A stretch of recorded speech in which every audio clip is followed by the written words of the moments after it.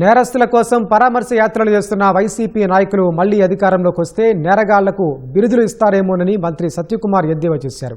సత్యసాయి జిల్లా ధర్మవరంలో చేనేత దినోత్సవంలో ఆయన పాల్గొన్నారు. జగన్ తీరుపై వ్యంగ్యాస్త్రాలు సంధించారు. యాక్సిడెంట్ లో కొట్టాడు, కుటుంబం పాపం పెద్దలు కోల్పోయింది. మనం సహజంగా ఎవరింటికి పోవాలంటే చనిపోయిన ఇంటికి పోయి పరామర్శ చేస్తాం.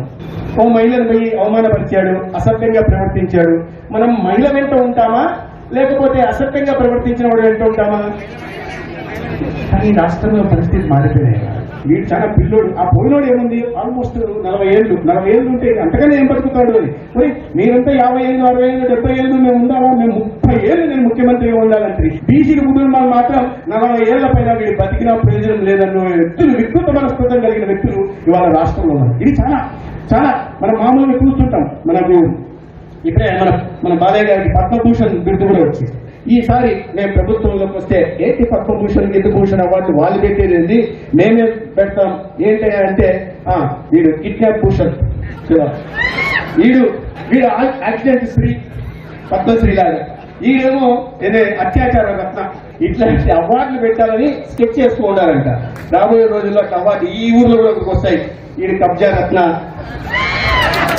అవార్డులు వస్తాయి. ఈయన కూడా పాపం డిఎస్సీలో అవకతవకలు జరిగాయని పోయి కూర్చుంటున్నారు. నేను చూసా ఫోటో చూసి ఎవరు దీనికి అంటే జెన్జీ అన్నారు. జెన్జీ అంటే 1997 సంవత్సరం నుంచి 2012 దాకా పుట్టిన వాళ్ళని జెన్జీ అంటారు. దాంట్లో చూస్తే ఒక్కొక్కడు 1945లో 1950లో 1970లో వీళ్ళు పుట్టినోళ్ళు తప్పిస్తే 1997 తర్వాత పుట్టినోడు నేను భూతత్వం వేసి చూశాను. ఎక్కడ కనిపించాను.